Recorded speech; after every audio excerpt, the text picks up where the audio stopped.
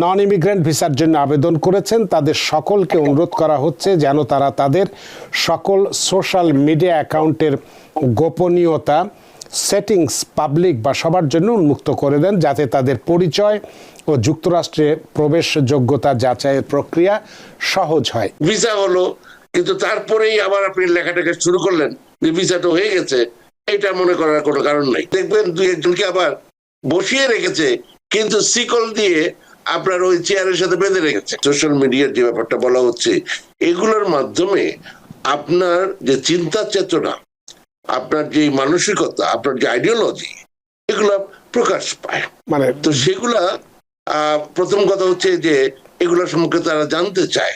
US embassy Dhaka তাদের পোস্টে, Facebook পোস্টে একটি পোস্ট দিয়েছে, বিশেষ করে যারা নন ইমিগ্রেন্ট ভিসা বলতে আমরা FM বা যে ভিসার কথা ওখানে উদাহরণ হিসেবে বলা হয়েছে। এবং সেখানে যে বিষয়টি আমরা আমাদের স্ক্রিনেও দেখতে পাচ্ছি যে সেখানে বলা হয়েছে যে সকল ব্যক্তি FM অথবা যে ধরনের নন ইমিগ্রেন্ট ভিসার জন্য আবেদন করেছেন তাদের সকলকে অনুরোধ করা হচ্ছে যেন তারা তাদের সকল সোশ্যাল মিডিয়া অ্যাকাউন্টের গোপনীয়তা সেটিংস পাবলিক বা সবার জন্য উন্মুক্ত করে দেন, যাতে তাদের পরিচয় ও যুক্তরাষ্ট্রে প্রবেশ যোগ্যতা যাচাইয়ের প্রক্রিয়া সহজ হয়। এই বিজ্ঞপ্তিটি তারা দিয়েছে। তা আপনার কাছে প্রশ্ন যে এই ক্যাটাগরির ভিসা যারা আবেদন করবেন তাদের ক্ষেত্রে এই বিষয়টি বলা হয়েছে, তাদের ফেসবুকের যে অ্যাকাউন্ট আছে সেই অ্যাকাউন্টগুলোকে বা সোশ্যাল মিডিয়ার অ্যাকাউন্টগুলোকে ওপেন রাখতে বলা হয়েছে, তারা যাচাই বাছাই করবে। কেন এই বিষয়টি করা হয়েছে, এর ফলাফলটা কি, সেই বিষয়টি আপনার কাছে একটু জানতে চাইব। একজন অভিজ্ঞ ইমিগ্রেন্ট অ্যাটর্নি হিসেবে আপনার কাছে এই বিষয়টি বিস্তারিত জানতে চাই, তাতে করে যারা এই ক্যাটাগরির ভিসাগুলো আবেদন করেছেন তারা আজকে থেকে অন্তত সচেতন হতে পারবেন এবং তারা সেইভাবে তাদের পদক্ষেপ নিতে পারবেন, যাতে ইন্টারভিউ দেওয়ার আগে তাদের অ্যাকাউন্টগুলো লক না থাকে, বন্ধ না থাকে। বন্ধ থাকলে হয়তো তাদের ভিসা রিজেক্ট হয়ে যেতে পারে। এই বিষয়টি আপনার কাছে বিস্তারিতভাবে জানতে চাই জনাব অ্যাটর্নি মীর এম মিজানুর রহমান। আপনি মোটামুটি অলরেডি বলে দিয়েছেন যে কি করতে হবে, এবং যদি এই দেশে আসতে হয় আপনি যতই অ্যাডমিশন পান, অ্যাসিস্ট্যান্টশিপ পান, স্কলারশিপ পান, বিভিন্ন রকমের আরো এইড আছে, এগুলো পান, লোন পান, হাউএভার ইট ইজ, ফাইনালি যদি এখানে এসে পড়তে হয় তাহলে আপনাকে এটা মানতে হবে। হ্যাঁ, আপনি পছন্দ করছেন না সেটা অন্য কথা, কিন্তু this is what it is. হ্যাঁ, এবং এটা একটা প্রসিডিউরাল ম্যাটার। তারা এই যে অ্যাডজুডিকেশন প্রসেসে আপনাকে যে তারা ফাইনালি এই যে এখানে পড়তে আসতে দিতে যে স্টুডেন্ট ভিসা, সেটা বিভিন্ন ধরনের আছে, F1 আছে, আরো বিভিন্ন ধরনের আছে। এগুলো পেতে হলে এটার একটা রিকোয়ারমেন্ট হচ্ছে যে তারা আপনার সম্পর্কে জানতে চায়।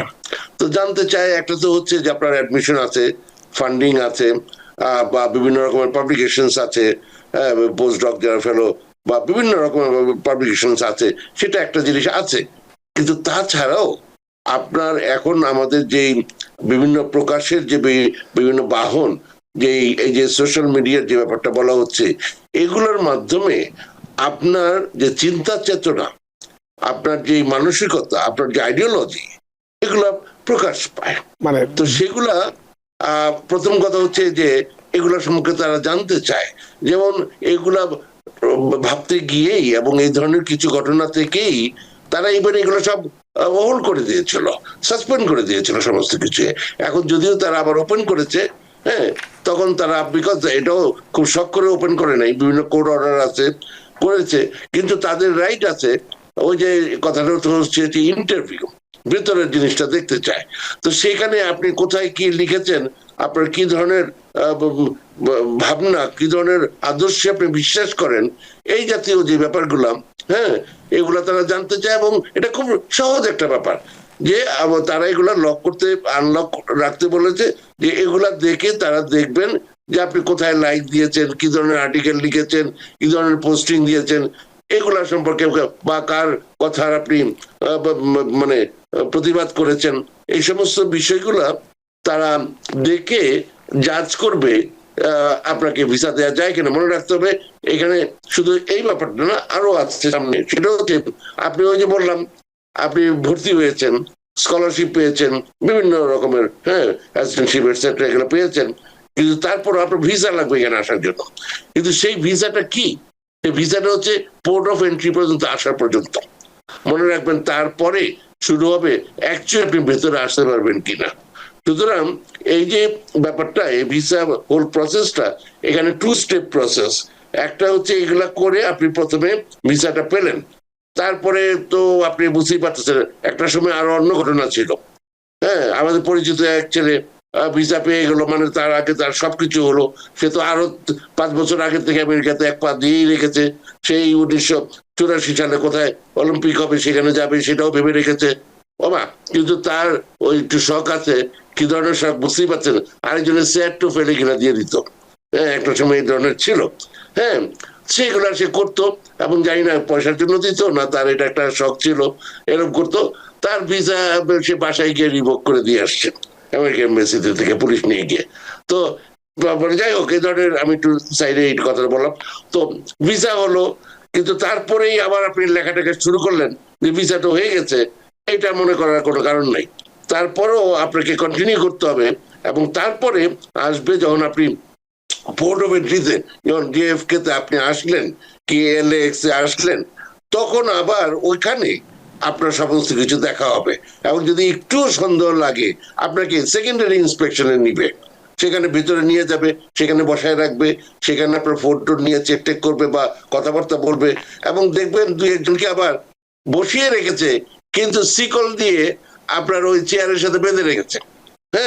তো এই ধরনের ঘটনাও দেখবেন, তখন আপনার কেমন লাগবে আপনি বুঝতেই পারতেছেন যে আসলাম এই দেশে, মুক্ত দেশে পড়তে, এই হচ্ছে অবস্থা। তো এগুলোর জন্য রেডি থাকবেন আর কি। তো রেখে তারপর আপনার ফোন চেক করলো, ফলে ওই ভিসা হয়ে গেল, ওখানে এই শেষ নয়, ওই যে তোমার হলো শুরু আমার হলো টানা, এই জাতীয় ব্যাপার আর কি। এই যে ভিসা হলো, এরপরও বন্ধ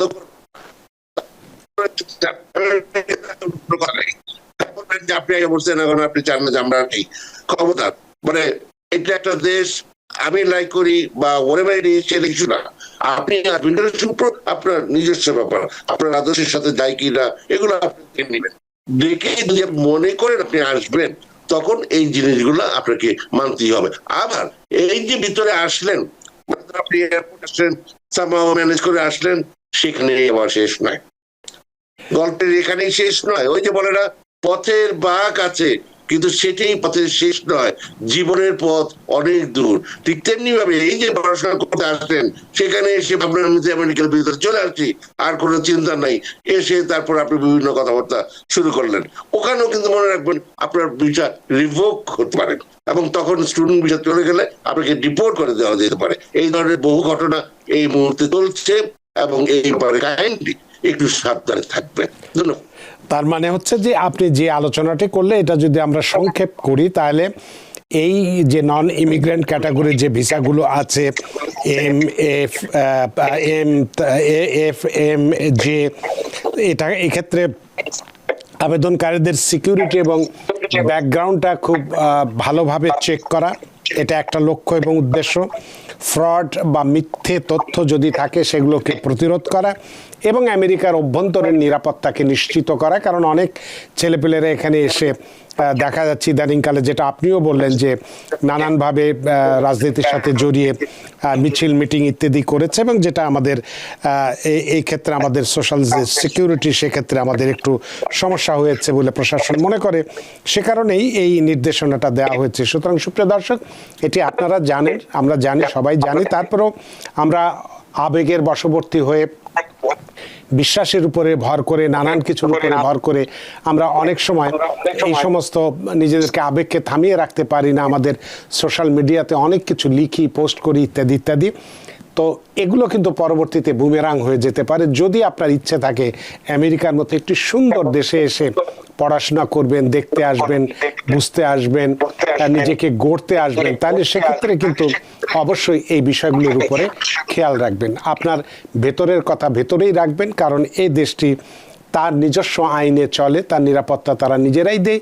সুতরাং সেক্ষেত্রে এই বিষয়গুলো তারাও আপনাকে অনেক কিছু চেক করে এখানে নিয়ে আসতে চায়। সুতরাং যারা এই ভিসার ক্যাটাগরিতে আবেদন করেছেন, তারা এখন থেকে খেয়াল করবেন নিশ্চয়ই। নিউ ইয়র্ক থেকে সম্প্রচারিত TVN 24 টেলিভিশন বিশ্বজুড়ে বাঙালির কণ্ঠস্বর।